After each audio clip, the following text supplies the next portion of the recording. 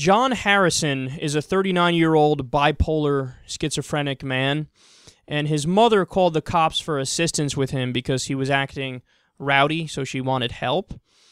And we spoke about this story recently, but we have an update that I need to share with you. So first, let's look at the video of what unfolded here.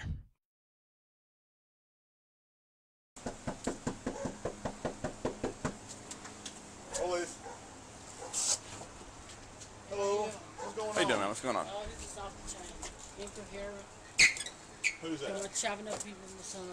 Bipolar schizo. What's going on? You drop that for me. Drop that for me, guy. Jay! Drop it! Jay! Drop it! Jay! Oh, you can't watch out! Oh, you can't watch out! Bravo 7. Drop it! Shots fired. Cover code 3. Drop that! Drop it! Drop it! Put it down! We're good. He's still alive. He's still alive. We handcuff him? Just kick that over there. He was in the doorway. He had a screwdriver. We had this behind us. We had to shoot. He came at us. You had to shoot. You had to shoot. He had a screwdriver. We had to shoot. Did you hear the other guy? The other cop? Should we handcuff him? Should we handcuff him? You just put, I don't know how many bullets that was. Many bullets in this dude. He's laying on the ground in the pavement, face down. You're asking, should we handcuff him? They're just an embodiment of what is wrong with policing in America today. Everything about him. I had to shoot. He had a screwdriver. I had to shoot. Should we handcuff him? Looks like he's dead. Should we handcuff him? Maybe you immediately call an ambulance? How's that? They react immediately, and it's got to be their training. It has to be. Because, look, you saw it. I mean, this is one of the reasons why body cameras make a lot of sense. You saw exactly how that unfolded right there. So, in your opinion, do you think that was absolutely necessary? Remember, a gun is supposed to be absolute last resort, man. Absolute last resort. Did that look necessary to you? I had to shoot him. I had to shoot him. You saw the way it unfolded. First of all, the mother called the cops. She's like, I want you to come here. I have a schizophrenic bipolar son. He's acting a little rowdy, so just come help me. They show up and kill him. They killed him within 20 seconds of opening the door. Now, look, he had a screwdriver, and he was standing there, and they argued, well, he charged me. It's hard to tell based on that camera. Is it possible he moved towards them? It is possible that he moved towards them. But you saw it on their belts right there. It's not just the gun that they have.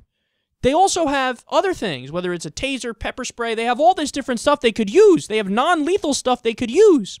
They immediately went for the gun. They saw that that guy only had a screwdriver, and they went for the gun immediately.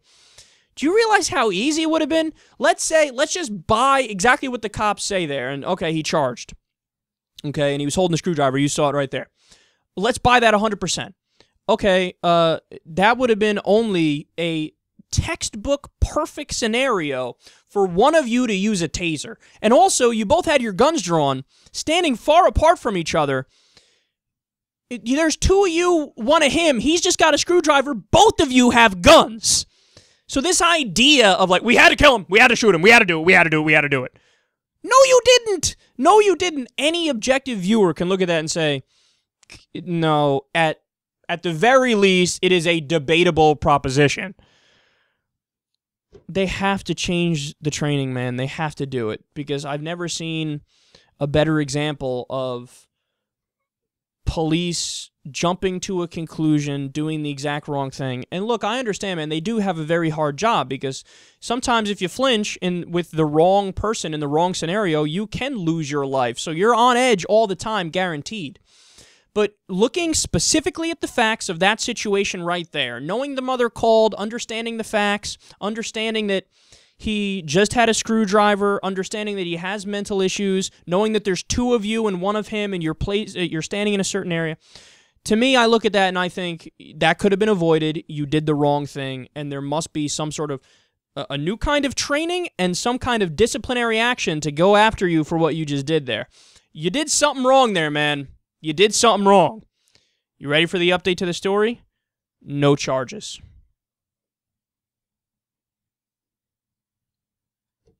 Not even an indictment, man. Look, I'm going to make the point I made in the last segment, which is another one about police abuse. Show this video to somebody from Denmark, a cop in Denmark. There's a story out today about how there were cops visiting. I think they were from Denmark. It was somewhere in the Scandinavian region. And they showed NYPD officers how to restrain somebody without hurting them on a New York City subway. So in other words, they like saw the New York City officer being too aggressive with somebody, and they were like, whoa, let me show you how to do it. Show other cops who are trained in a smarter way what we do here in America. And they're like, I can't believe that the people sit there and watch this and don't change everything, don't restructure everything. We have police in America now. They're like an invading army. You're more likely to die from police. Police are more likely to kill you than you are to die from terrorism in America, by far. The statistics, like, you're 19 times more likely to be killed by an officer. When people look at stuff like that, something's got to be done. We got to change it. We got to change it. Change the training and actually appoint special prosecutors to really go after people when they fuck up, like in the situation you just saw right there.